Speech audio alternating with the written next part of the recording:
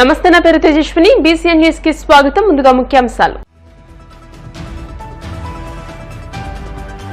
Sir Arthur Cotton 222వ జయంతి సందర్భంగా పశ్చిమ గోదావరి జిల్లా కాళ్ల మండలం పెదామిరంలో కాటన్ విగ్రహానికి పూలమాలలు వేసి నివాళులర్పించిన ఏపీ డిప్యూటీ స్పీకర్ రఘురామకృష్ణరాజు.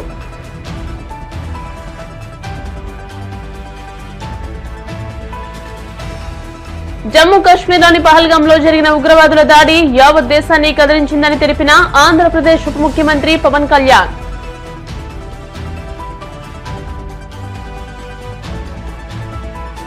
రెండు తెలుగు రాష్ట్రాల్లో చాకచక్యంగా చోరీకి పాల్పడిన గజ దొంగలను అరెస్ట్ చేసి సొమ్ము స్వాధీనం చేసుకున్న విశాఖ పోలీసులు.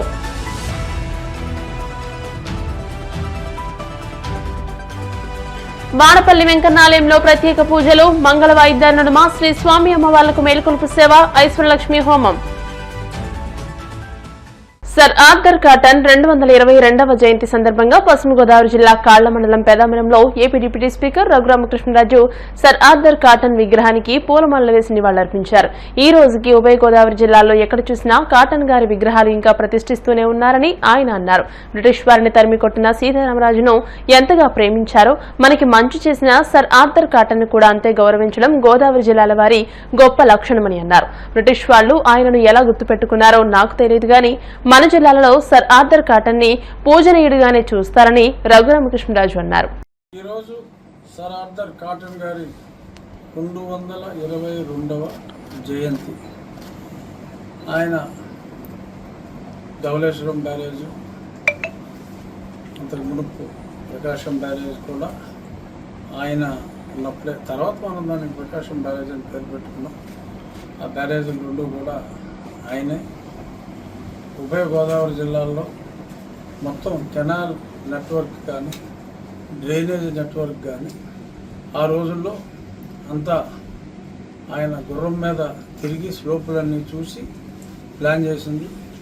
ఈ రోజుకి కూడా మరి గోదావరి జిల్లా వాళ్ళ విశ్వాసం గురించి చెప్పుకోవాలంటే కాటన్ గారి మీద వారు ఈ రోజుకి చూపెట్టే ప్రేమ మీకు ఎక్కడ చూసినా సరే ఈ ఉభయ గోదావరి డెల్టా ప్రాంతాల్లో కాటన్ గారి విగ్రహాలు ఈ రోజుకి కూడా ఇంకా ప్రతిష్ఠించటం, ఎప్పుడో ప్రతిష్ఠించినవి మరి రంగులు వెలిసిపోయినా కూడా చాలా విగ్రహాలు వెలిసిపోయిన రంగుల్లో మనం చూస్తాం. కానీ కాటన్ గారి విగ్రహం మటుకు ఎప్పటికప్పుడు రంగులు వేసి దాన్ని పునరుద్ధరిస్తారు.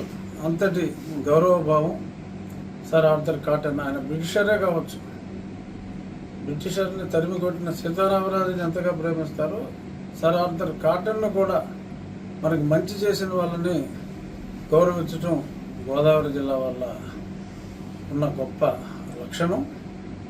బ్రిటిష్ వాళ్ళు ఆయన ఏం గుర్తుపెట్టుకున్నారో తెలియదు కానీ మన జిల్లాలో సర్ ఆర్థర్ కాటన్ని పూజనీయుడిగానే చూస్తారు. ఆ మహనీయుడి 222వ జయంతి సందర్భంగా ఈ విగ్రహం కూడా ఎప్పుడూ కూడా నా ఆఫీసులో ఉంటుంది.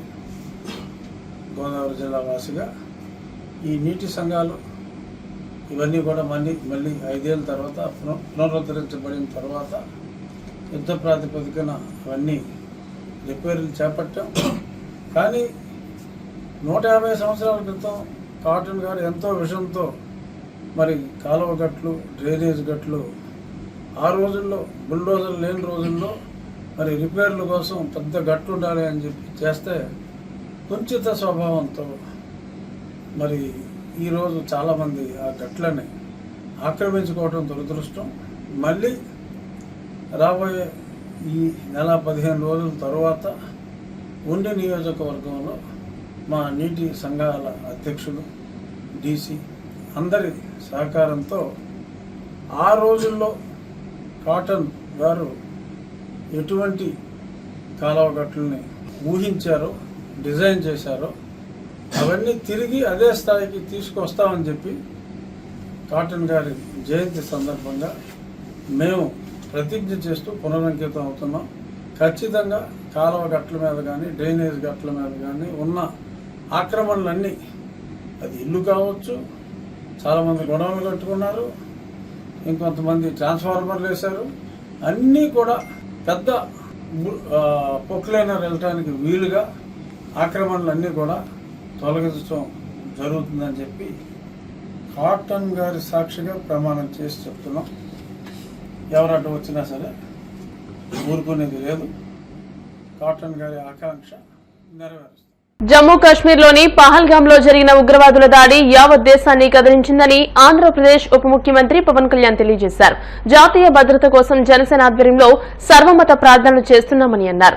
సైనిక బలగాలకు ఆధ్యాత్మిక సంఘీభావం ప్రకటిస్తున్నామని చెప్పారు. ఈ మేరకు సోషల్ మీడియా మాధ్యమం ఎక్స్ వేదికగా పవన్ కళ్యాణ్ ట్వీట్ చేశారు. ఇలాంటి సమయంలో ఆపరేషన్ సింధూర్ ద్వారా పాక్ ఆక్రమిత కాశ్మీర్లోని ఉగ్రవాదుల మూలాలపై వారికి సహకరిస్తున్న పాకిస్తాన్ ఆర్మీపై దాడులు చేసి ఉగ్రమూకలను అంతం చేసి తిరుగులేని ధైర్య సాహసాలను భారత బలగాలు ప్రదర్శించాయని పవన్ కళ్యాణ్ తెలియజేశారు. భారత్ కు రక్షణ కవచంలో నిలిచిన మన భద్రతా దళాలకు మనస్ఫూర్తిగా ధన్యవాదాలు తెలియజేస్తున్నానని అన్నారు. ఉగ్రవాదాన్ని అంతం చేయాలనే లక్ష్యంతో పనిచేస్తున్న భారతదేశానికి మన రక్షణ బలగాల క్షేమం కోసం పూజలు చేస్తున్నట్టు పవన్ కళ్యాణ్ తెలియజేశారు.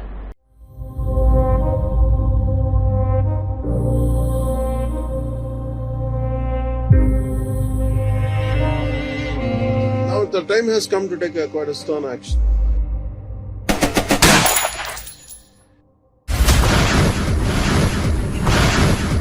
It's a commendable job done by our army personnel and defense personnel.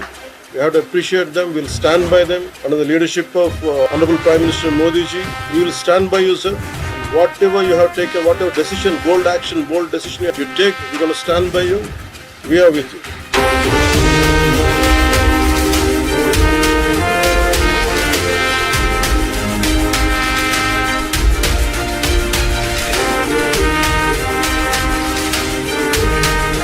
భారతదేశం ఎప్పటికీ మర్చిపోదు.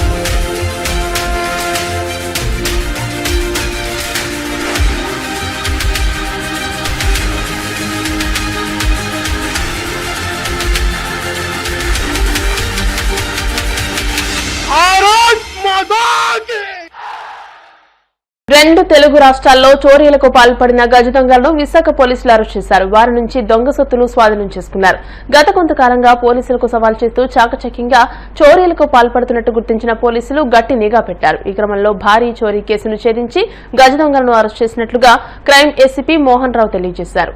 1/3/2025 తేదీన ఉదయం 8:30 గంటలకు డోర్ నెంబరు 49, 26, 35 ఒకటవ అంతస్తులోని platform number 102 Radha Madhav towers Madhuranagar Visakhapatnam సిటీలో నిర్వహించుతున్న కంప్లైంట్ అయిన మరకాని కృష్ణ గారు తన అమ్మమ్మ గారి వర్ధంతికి వెళ్ళడానికి గాను తన ఇంటికి తాళం వేసుకొని కుటుంబ సభ్యులతో కలిసి కాకినాడ వెళ్ళగా మరునాడు అంటే రెండవ రోజు 2/3/2025 తేదీన ఉదయం 8:30 గంటలకు తన ప్రక్కన ఇంటిలో ఉన్న శ్రావణి గారు ఫోన్ చేసి వారి ఇంటి తలుపు తాళం పగలగొట్టి ఉందని తెలియపరిచారు. దాని మీద వెంటనే కంప్లైంట్ తన కుటుంబ సభ్యులను తీసుకొని కాకినాడ నుండి బయలుదేరి మధ్యాహ్నం 12 గంటలకు తన ఇంటికి చేరుకొని తన ఇంటిలోకి వెళ్ళి చూడగా తన ఇంటి బెడ్రూమ్లోని మంచం మీద వారి బీరువా పట్టుకొని పెట్టినట్లు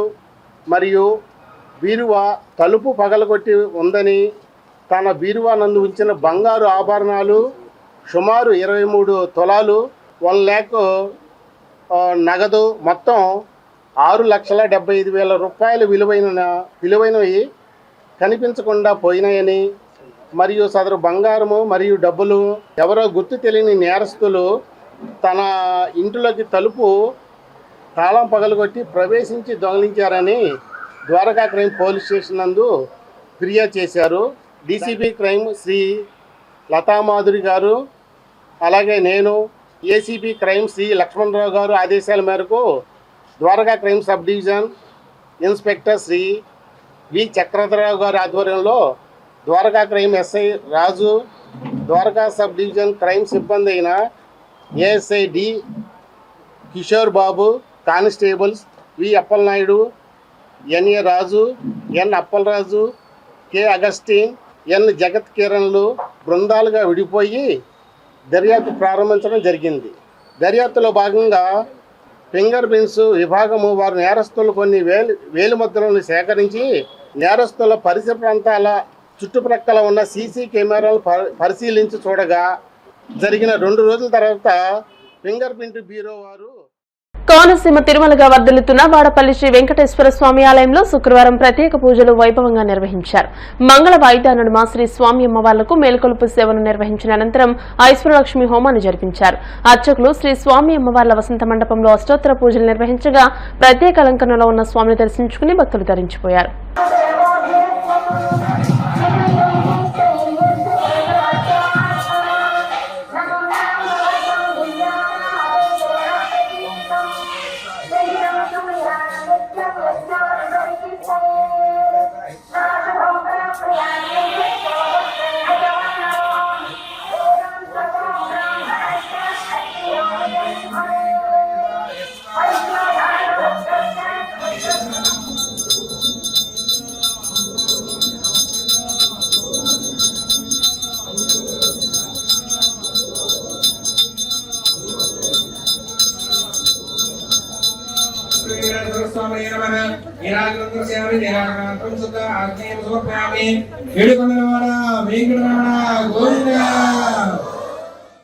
కాకినాడ జేఎన్టీయూ ఆధ్వర్యంలో ఈ నెల 19వ తేదీ నుండి 27వ తేదీ వరకు ఇంజనీరింగ్, అగ్రికల్చర్, ఫార్మా వంటి కళాశాలల్లో ప్రవేశానికి ఎంట్రన్స్ పరీక్షలు నిర్వహిస్తున్నామని జేఎన్టీయూ కే వైస్ ఛాన్సలర్ సిఎస్ఆర్కే ప్రసాద్ తెలియజేశారు.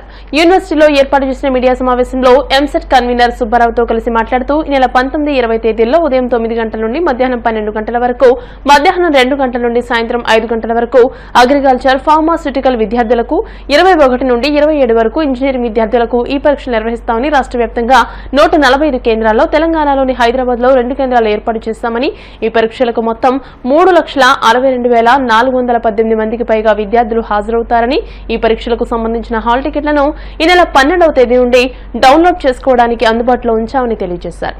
ఏపీ సెట్ 2025 ఎగ్జామినేషను ఈ నెల 19వ తారీఖు నుంచి 27వ తారీఖు వరకు ఆన్లైన్ మోడ్లో జరుగుతుంది. ఈ 19, 20వ తారీఖు నాడు అగ్రికల్చరల్, ఫార్మస్యూటికల్ సైన్సెస్ మీద ఎగ్జామ్ జరుగుతుంది. 4 సెక్షన్స్ లాగా ప్రతిరోజు 9 గంటల నుంచి 12 గంటల వరకు మార్నింగ్ సెషను, 2 నుంచి 5 గంటల వరకు ఆఫ్టర్నూన్ సెషన్ ఉంటుంది. అయితే క్యాండిడేట్స్ని 9 గంటల నుంచి 12 గంటలకు ఉన్నటువంటి ఎగ్జామ్ ఉన్న వాళ్ళకి 7:30 నుంచి అక్కడ సెంటర్కి రావడానికి అవకాశం కల్పిస్తాం. సో అందువలన వాళ్ళు లాస్ట్ మినిట్ దాకా వెయిట్ చేయకుండా ఒకరోజు ముందుగానే, ఎందుకంటే హాల్ టికెట్స్ డౌన్లోడ్ చేసుకోమని చెప్పాం, హాల్ టికెట్ వెనక రూట్ మ్యాప్ కూడా ఇస్తాం. అంటే ఆ ఎగ్జామినేషన్ సెంటర్కి వెళ్ళటానికి ఎలా వెళ్తే బాగుంటుంది అనేటువంటి రూట్ మ్యాప్ కూడా ఇచ్చాం. కాబట్టి తల్లిదండ్రులు, పిల్లవాడు కాకపోయినా కానీ కనీసం తల్లిదండ్రులు ఒకరోజు ముందు ఎగ్జామ్ సెంటర్కి వెళ్ళి అది ఎలా ఉంది, ఎక్కడికి వెళ్ళాలి, ఎగ్జామినేషన్ సెంటర్ ఎక్కడ ఉంది, ఎలా ఉంది, ఏ విధంగా వెళ్ళాలి అనేది చూసుకుంటే వాళ్ళకి ఒక అవగాహన వస్తుంది. వాళ్ళ ఇంటి దగ్గర నుంచి ఎగ్జామినేషన్ సెంటర్కి ఎంత టైం పడుతుంది అనేది ఒక అవగాహన వస్తుంది. కాబట్టి దాని ప్రకారం చూసుకొని 7:30 నుంచి 9 గంటల వరకు పిల్లవాడిని కానీ పిల్లని కానీ ఆడ అలౌ చేస్తాం. కాబట్టి వాళ్ళు ఒక అరగంట ముందన్న కనీసం ఉంటే మంచిది. కానీ as per the guide lines students 1 నిమిషం ఆలస్యం వచ్చినా కానీ లోపలికి వెళ్ళించడం జరగదు. అంటే ఈ 9 గంటల లోపల వచ్చినటువంటి పిల్లలకి వెరిఫికేషన్ కానీ, హాల్ టికెట్స్ చెక్ చేయడం కానీ ఇవన్నీ చేసి తర్వాత వాళ్ళందరినీ ఎగ్జామ్ హాల్లో తీసుకెళ్ళి, కంప్యూటర్ బేస్డ్ ఎగ్జామినేషన్ కాబట్టి వాళ్ళకి ఆ కంప్యూటర్ రూమ్లో అక్కడికి వాళ్ళకి ఏ సీట్ అలాట్ అయిందని కూడా వాళ్ళకి ముందు తెలియదు. అవన్నీ తర్వాత అక్కడికి వెళ్ళి వాళ్ళ హాల్ టికెట్ అంతా చూసి చెక్ చేసిన తర్వాత ఎంటర్ కొట్టిన తర్వాత వాళ్ళకి ఏ రూములో ఏ సీట్ అలాట్ అయింది అనేది తెలుస్తుంది. అప్పుడు దాకా ఎవరికి తెలియదు, ఎగ్జామినేషన్ సెంటర్ వాళ్ళకి కూడా తెలియదు. అప్పుడు వాళ్ళు వెళ్ళి పలానా రూమ్లో పలానా కంప్యూటర్ దగ్గర కూర్చోమంటారు. సో ఈ ప్రాసెస్ అంతా జరగడానికి కొంత టైం పట్టింది, కనీసం అరగంట అన్న. అందువల్ల పిల్లలు లాస్ట్ మినిట్లో వస్తే వాళ్ళకే నష్టం. 9 గంటల, అందుకని 9 గంటల కన్నా ముందే వాళ్ళు ఉండాలి. 1 నిమిషం వచ్చినా కానీ వాళ్ళని లోపల పంపించడం జరగదు. 3,62,000 మంది పిల్లలు అప్లై చేశారు. అందులో దాదాపు 2,60,000 పిల్లలు ఇంజనీరింగు, మిగతా 80,000 మంది ఏమన్నా మన అగ్రికల్చరు, ఫార్మస్యూటికల్ సైన్స్కి అప్లై చేశారు. పోయిన సంవత్సరంతో పోల్చుకుంటే ఈ సంవత్సరం ఇంజనీరింగ్ పరీక్ష రాసేవాళ్ళు ఒక 6,000 మంది చిల్లర పెరిగారు. అగ్రికల్చరు ఫార్మస్యూటికల్ సైన్సెస్ కొంచెం తగ్గారు ఓవరాల్గా. ఈ ఎగ్జామ్స్ అన్నీ 145 సెంటర్లో జరుగుతాయి.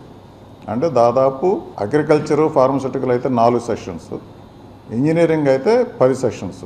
ఈ 10 సెషన్స్ 21 నుంచి 27 దాకా జరుగుతాయి. ఇంజనీరింగ్ 19, 21 అగ్రికల్చరు ఫార్మస్యూటికల్ సైన్స్ జరుగుతాయి అన్నమాట ఎగ్జామ్స్. వార్తలు ముగించే ముందు ముఖ్యాంశాలు మరోసారి.